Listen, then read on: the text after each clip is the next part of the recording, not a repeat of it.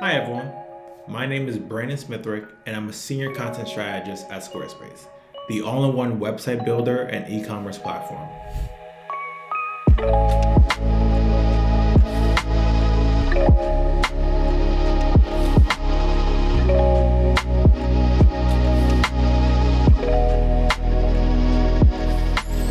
So, a little background on myself for a second. Throughout my career, I've had the pleasure of crafting social media strategies for established brands like Ralph Lauren to up-and-coming brands like Greats and brands that sit across various industries from grooming and beauty to fashion to where I currently sit right now in tech. I've been able to wear multiple hats from social media coordinator to social media manager to content creator. So I say all that to say, I understand the multiple pain points we go through when developing content or trying to make your grid more aesthetically beautiful, driving conversions, website landings, campaign awareness, you name it.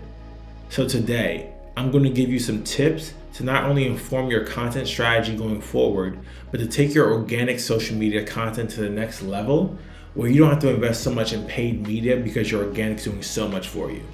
So let's dive in. Here are 4 tips on how to leverage insights to inform your content creation. Tip number 1, create content that helps solve problems. Locate a pattern and find what your audience is constantly asking of you.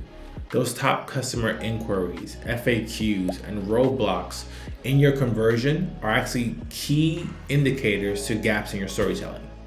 During my time in footwear, we had a ton of questions around sizing and fit.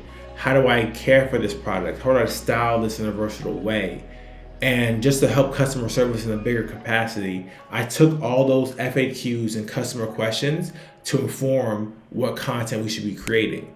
I use that insight around top customer questions to not only inform what carousels we should post, what copy should say, or what long form video on IGTV or YouTube we need to create, but by far that content then outperformed all benchmarks because not only did it help consumers lower to the funnel, but customer service was able to use this in a bigger way.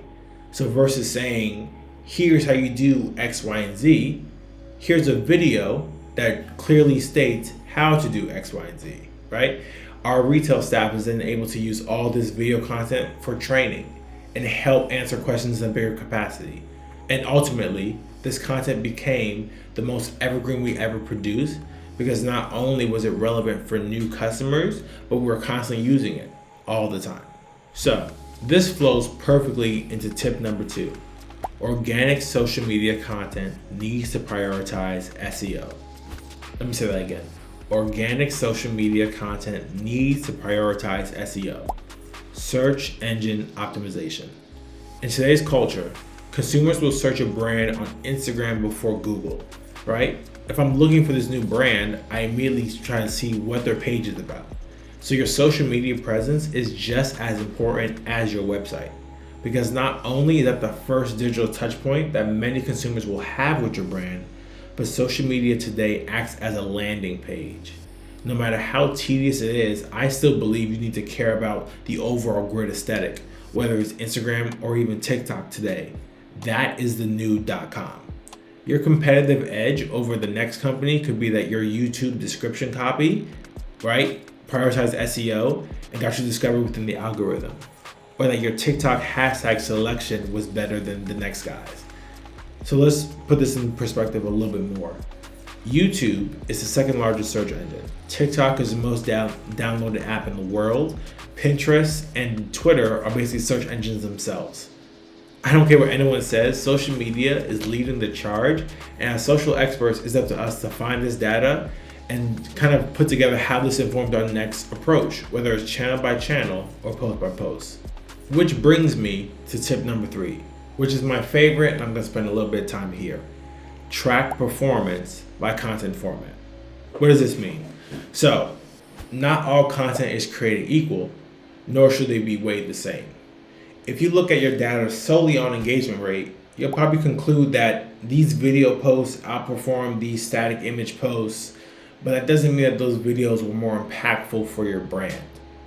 Now, let's be clear, video is king. Every platform is finding different ways to leverage video in a bigger capacity, And it makes sense. I think that every company should really invest in video production specifically for social media. But organic static images and carousels are not going to go away, and they should still be a part of your channel mix.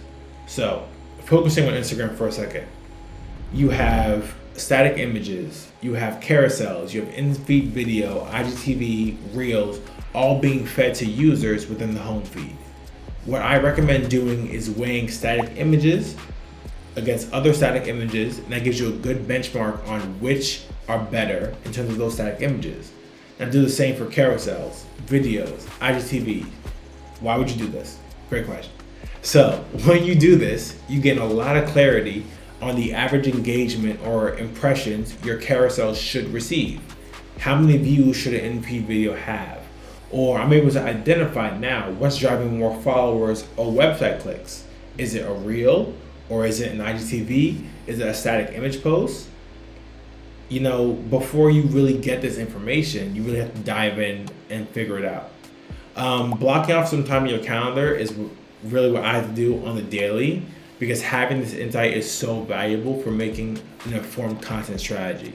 So not only are you able to say this carousel performed X percentage over average, but by looking quarter over quarter, you're able to identify what type of content is performing best for you, what's driving the most impact for your business, and whether that's content by content, post by post, you're able to really make those clear decisions.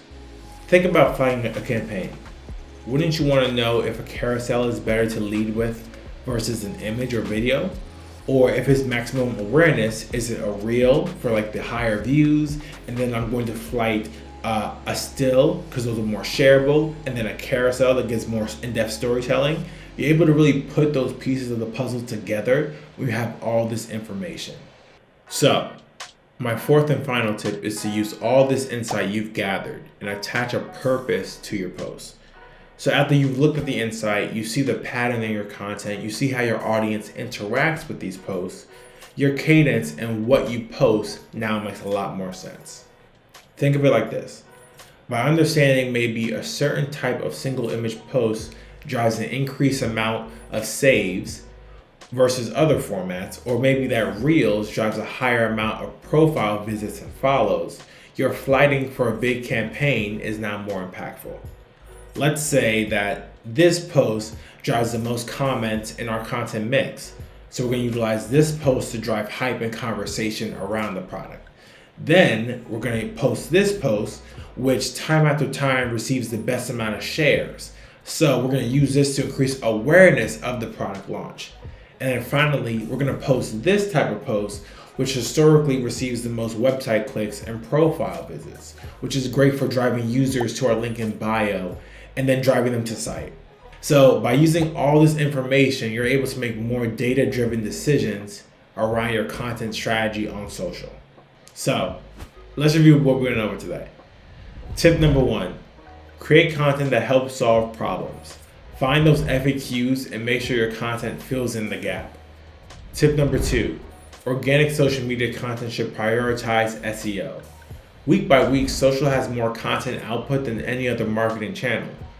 You can't send an email every single day, but you can post on social every day you want. So make sure your content is not in vain and that your work can be easily discovered natively within these platforms. Tip number 3, track performance by content format. This gives you great insight on if your content is doing what it's supposed to do. And lastly, tip number 4, attach a purpose to your post. Whether that's awareness, conversation, or conversion, you should be able to clearly say why you're publishing this type of content. I hope you found all this helpful. My name is Brandon. Thank you so much.